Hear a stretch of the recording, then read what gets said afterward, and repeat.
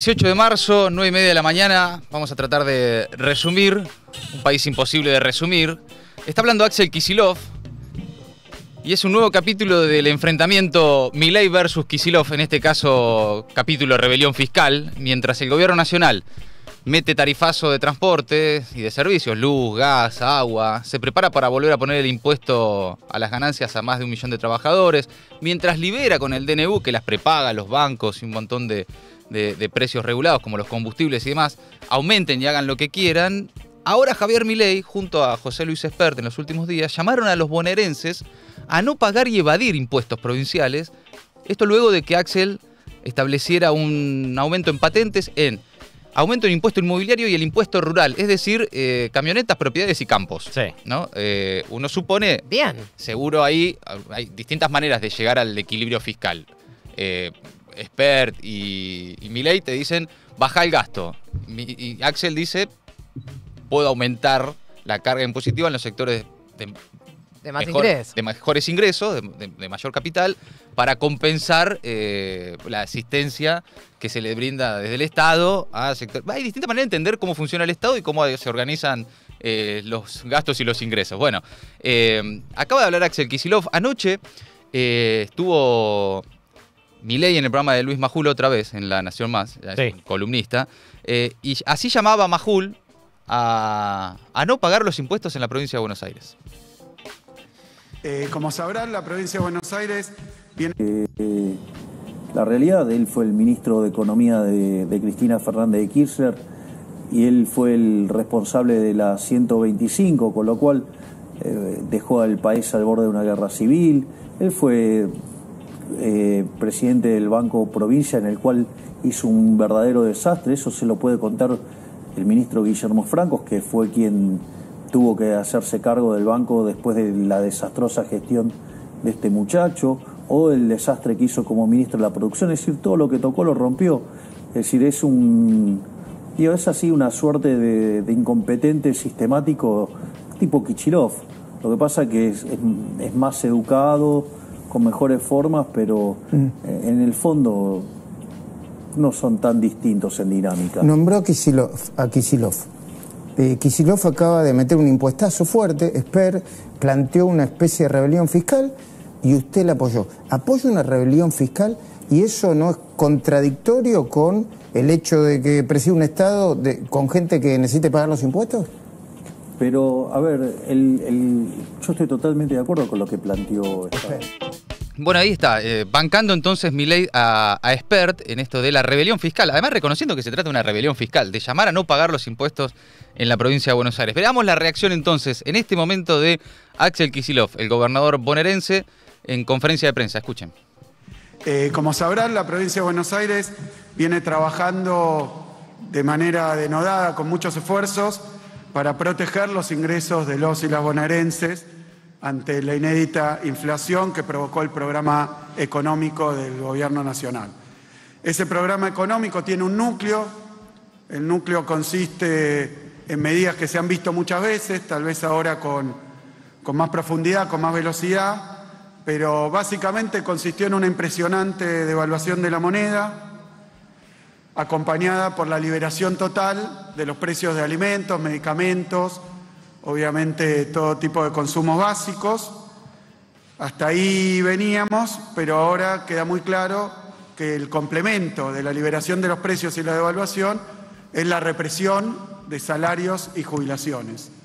Escuchábamos en los últimos días que se ha puesto un tope a las paritarias, un techo a las paritarias que acompaña el techo que estableció el gobierno nacional con su ajuste al aumento a los jubilados. Así que son, por decir así, los liberales más locos del mundo, porque están planteando reprimir, limitar y controlar y regular un precio, que es el de los ingresos de trabajadores y de jubilados de la República Argentina, y es así como aparentemente quieren modificar la dinámica de precios. Nosotros, por nuestra parte... Ahí estaba la respuesta de Kicillof entonces al llamado a la rebelión fiscal que hizo Milei y que hizo Espert para los bonaerenses. Además, en paralelo, en la misma conferencia de prensa, anuncia un incremento salarial para los trabajadores estatales bonaerenses en marzo de 13,5%, ¿no? Entonces, también en paralelo te anuncia esta compensación salarial para los trabajadores estatales de la provincia de Buenos Aires.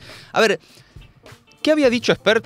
Fue este fin de semana el diputado nacional que se sumó ahora a las fuerzas del cielo, ¿no? Con la gorrita que le dio Milei en vivo en la tele. Tan lindo, sí. Bueno, llamó a los bonaerenses a esta rebelión fiscal tras la suba de patentes, insisto, patentes, impuesto inmobiliario e impuesto rural. Te puede gustar más o menos claro, pagar impuestos, pero estamos hablando de impuestos fundamentalmente a propiedades, campos. Posiblemente le toque pagar ese impuesto a gente que no es necesariamente clase alta o millonarios, ¿no? Gente que tiene patentes que pagar y propiedades.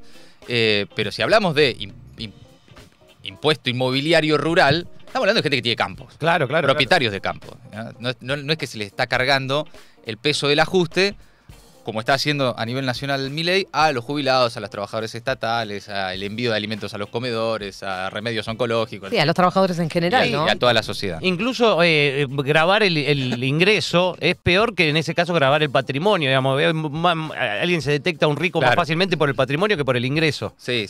No, y además, cada tanto aparecen noticias de Arba que descubre cómo... si hay algo que saben hacer en este país, los que tienen mucha guita, es ocultarla.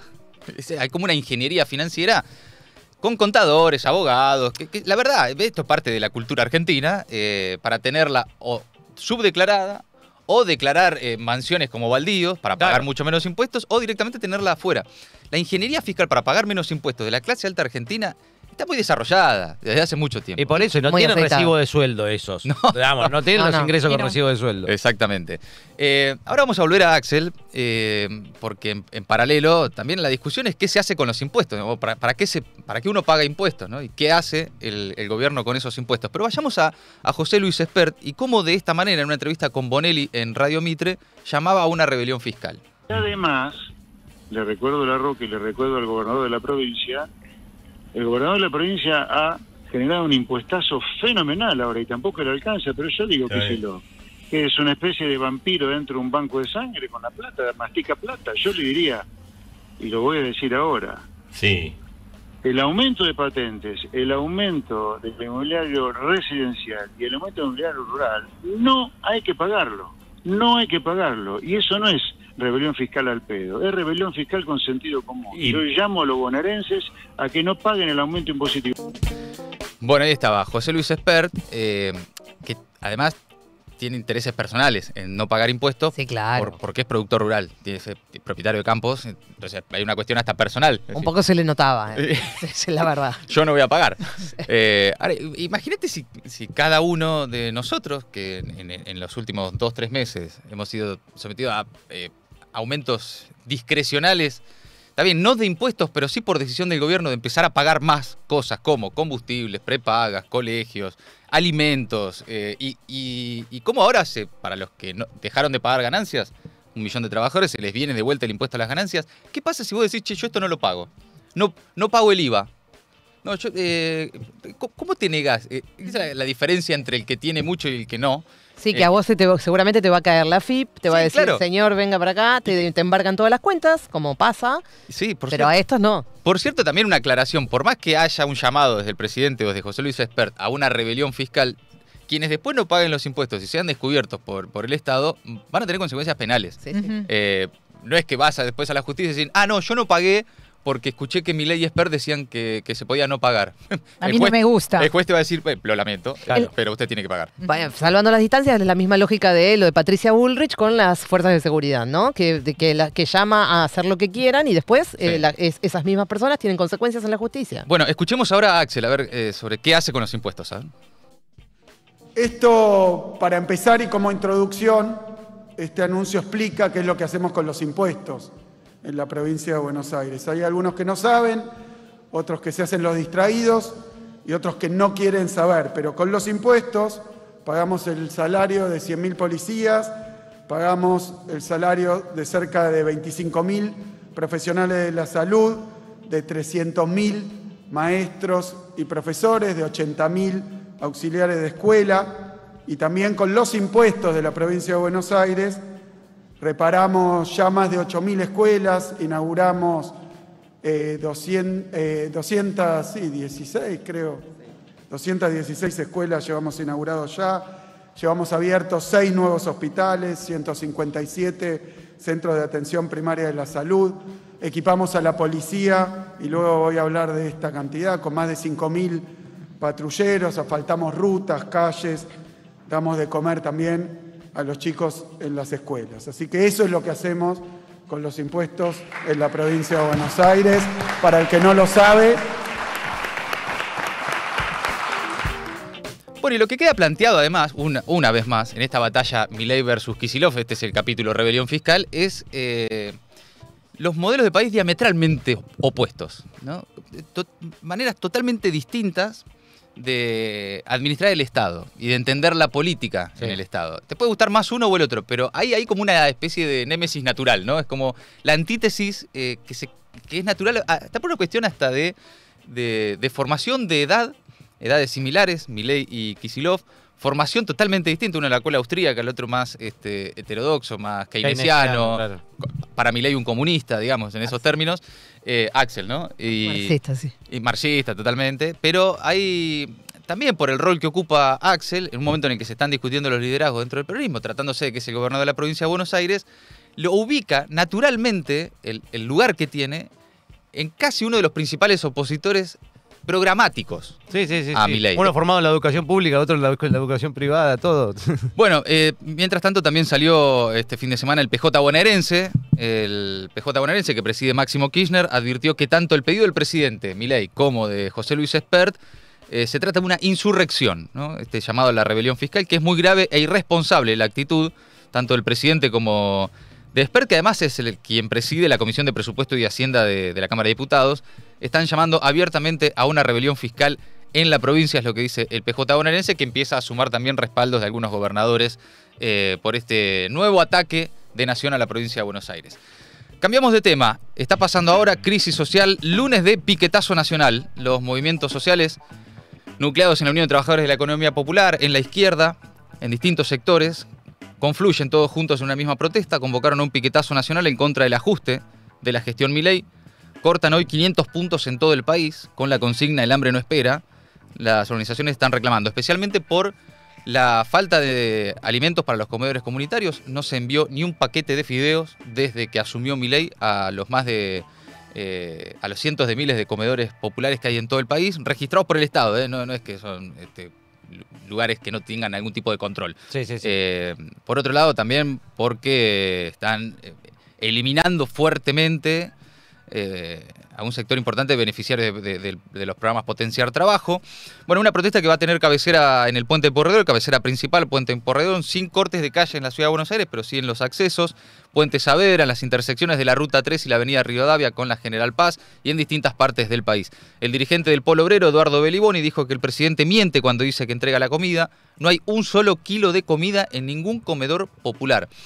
Afortunadamente, esos comedores populares no se abastecen únicamente del envío de alimentos desde Nación o del Ministerio de Desarrollo Social, sino que reciben también de las provincias o de los municipios y también de algún sector del sector privado, algunas empresas, supermercados, hipermercados, que también de alguna forma abastecen, sobre todo productos que están cercanos al vencimiento. Entonces, si no fuera por ese otro entramado de asistencia de comedores, si dependiera únicamente de Nación, no tenés un paquete de arroz en los comedores donde se alimentan cientos de miles de niños, niñas y en muchísimos casos el único plato de comida que esas familias tienen en el día.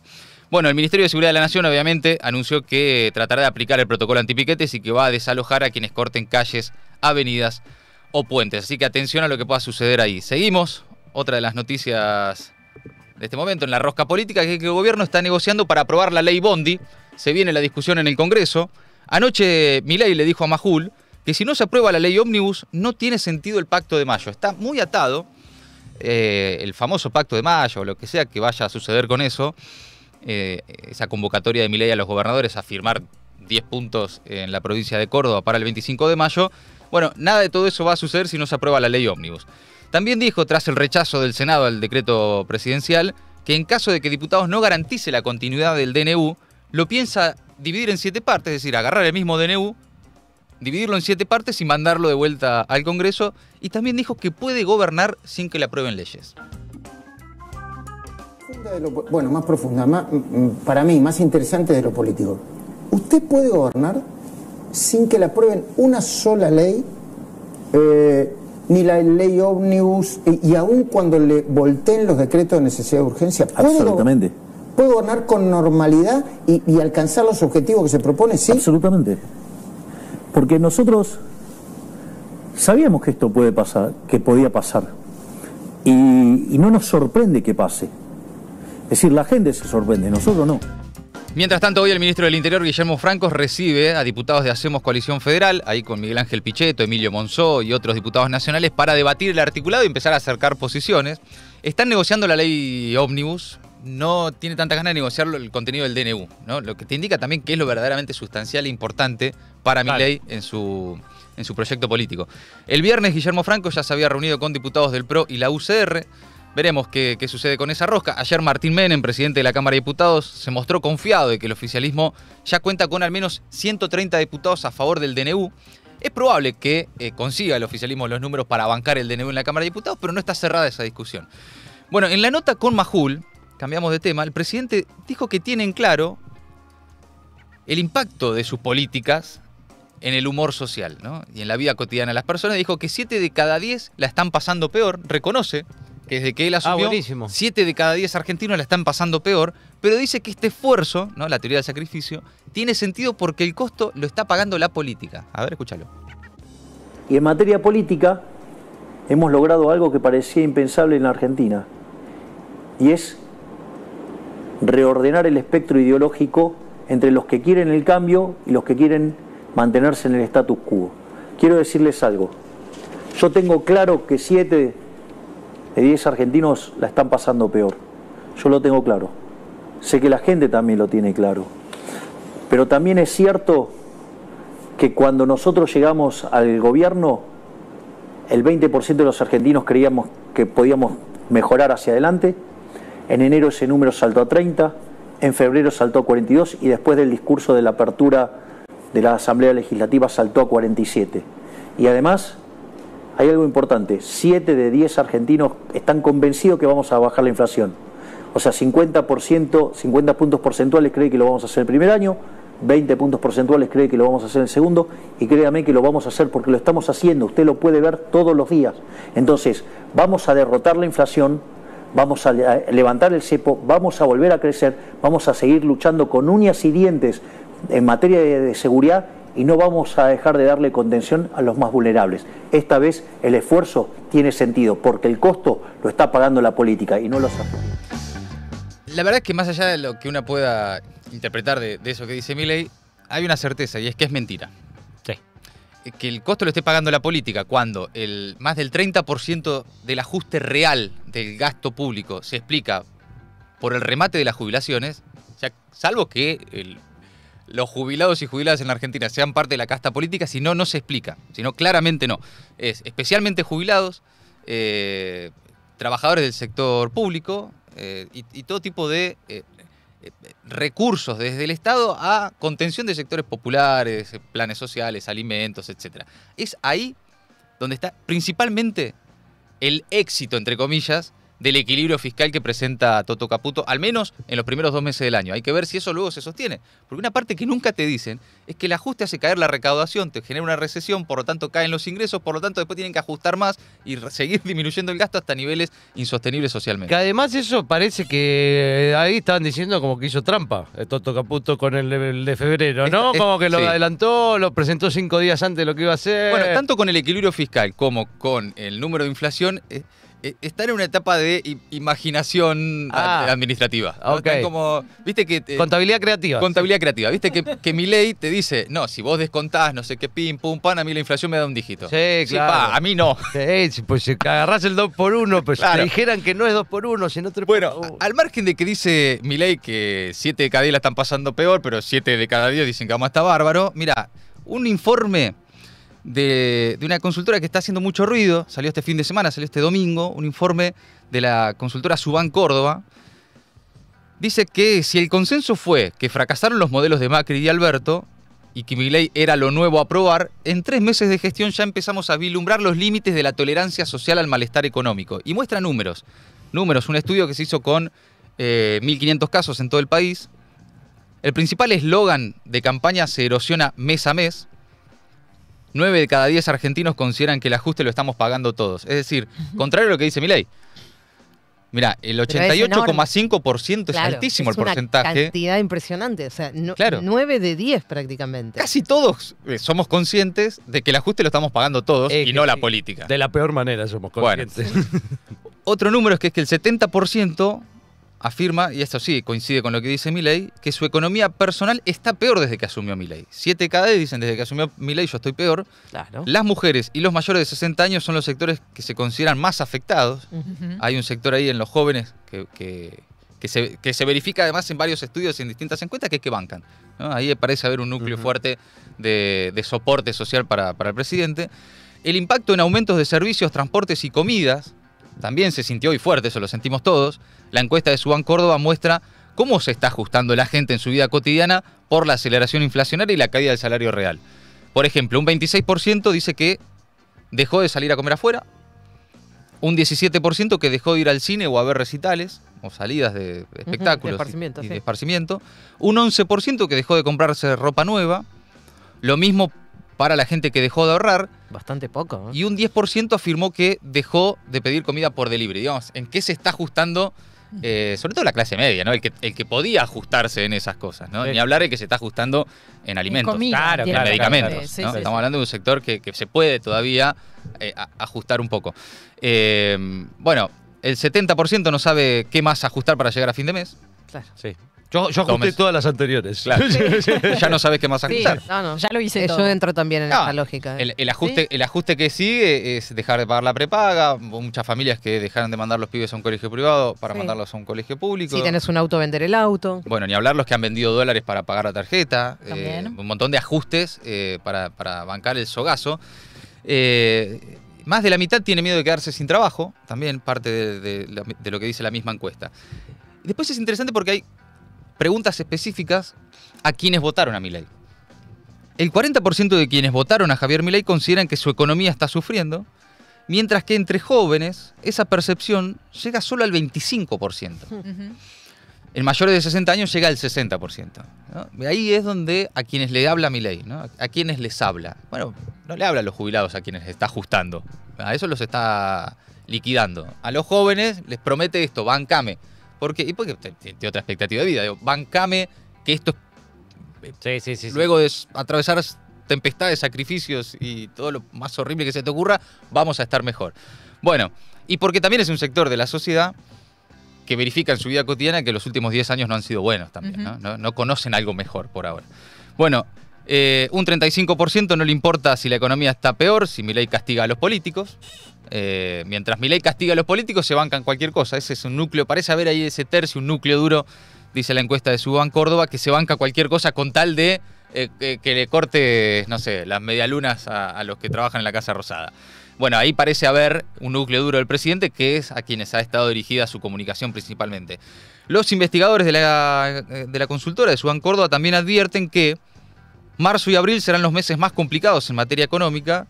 Ha afirmado esto incluso por el propio presidente, ¿no? Y por el propio Toto Caputo, la teoría de la B corta. Sí. Banquen que vamos a tocar fondo en los próximos meses para después vamos a rebotar como locos. Pero el humor social durante las próximas semanas probablemente termine de definir el tono político del resto del año, cuando se empieza a sentir de verdad fuerte ya no solo la pérdida de poder adquisitivo, sino la recesión, que es la siguiente etapa, ¿no? Y empezar a ver en tu vida cotidiana gente que ya se va quedando sin laburo.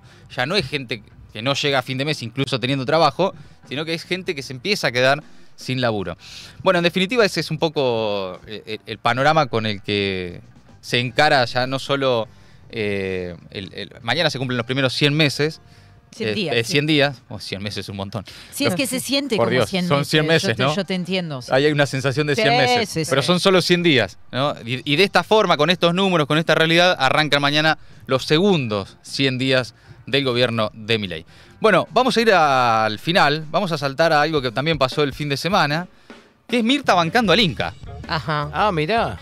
No sé si vieron, salió Mirta Legrand, que inicia su trayectoria y en está el muy cine. vinculada en el cine, Como actriz con de el cine, cine, claro, su claro. hermano además es un hombre de cine. Sí, y estaba este fin de semana en su programa, estaba ahí el Puma Goiti, estaba Seferino Reato, y se empezaron a armar algunas discusiones, pero salió ella fuerte a bancar el Cine Gomón y el Inca y llamó a la gente del ambiente a hacer algo, mira. Cine Gomón, ¿qué puede costar mantener el Cine Gomón? No, eso es tremendo. Es terrible esto. Es Yo una fui hace barbarie. poco, ahí está espléndido, está en muy buenas condiciones. Espectacular. Es una lástima. No, eso Y yo creo que- lo del Instituto de Cine también, ¿no? Es una barbaridad. Si había alguno que robaba, bueno, afuera. Ese que no le den más exactamente. crédito. A ese no se le da más crédito. Bueno, como porque decía robaba. Rottenberg, ¿no? Sí, que Carlos había Rottenberg alguno lo que decía. robaba. Que no cierre el Gomón, chicos, también. La gente del por ambiente favor. tenemos que hacer fuerza, tenemos que hacer algo. No, el para que Gomón no no. cierre. Que cuiden a los del gobierno, que no roben también. Mirá Mirta, che.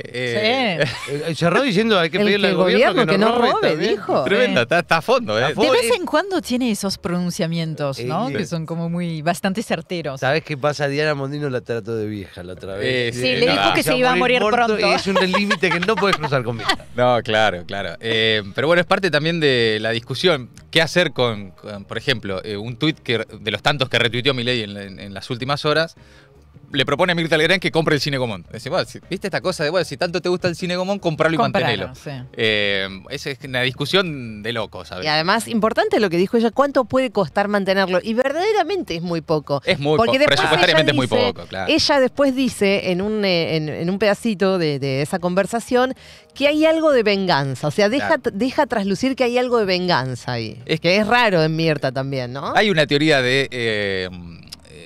hay como una teoría medio falopa, pero que empieza a Tomar cuerpo, decís. que es la venganza de un montón de artistas frustrados, entre ellos Milei, claro. Yendo contra la cultura casi por una cuestión de... A mí no me eligieron, claro. Sí, claro. Bueno. Si yo no pude, no va a poder nadie. Claro, Que se jodan todos. Un tipo que hizo una película haciendo de super Cantaba Capitán Ancap. Pero cantaba como Leonardo Leonardo Fabio en la Fabio. tele. Sí. Había como una pretensión medio teatral. Ha hecho incluso obras de teatro. De en la obra de calle teatro Corrientes. también, Claro. ese que rompía el Banco Central. Y se ve que no se pudo, y hay como una idea de está haciendo mierda la cultura porque él no pudo llegar a creo que pasa más por otro lado, pero yo en este momento no descarto ninguna teoría por más falopa que sea hay que hoy en la comprar. Argentina. Bueno, hasta ahí nuestra realidad nacional. ¿Qué pasa en el mundo, Francesa? Bueno, hoy vamos a viajar a Rusia, la Federación de Rusia. ¿Quién donde ganó? hubo- ¿Quién ganó? ¡Ay, qué sorpresa! ¿Quién ganó?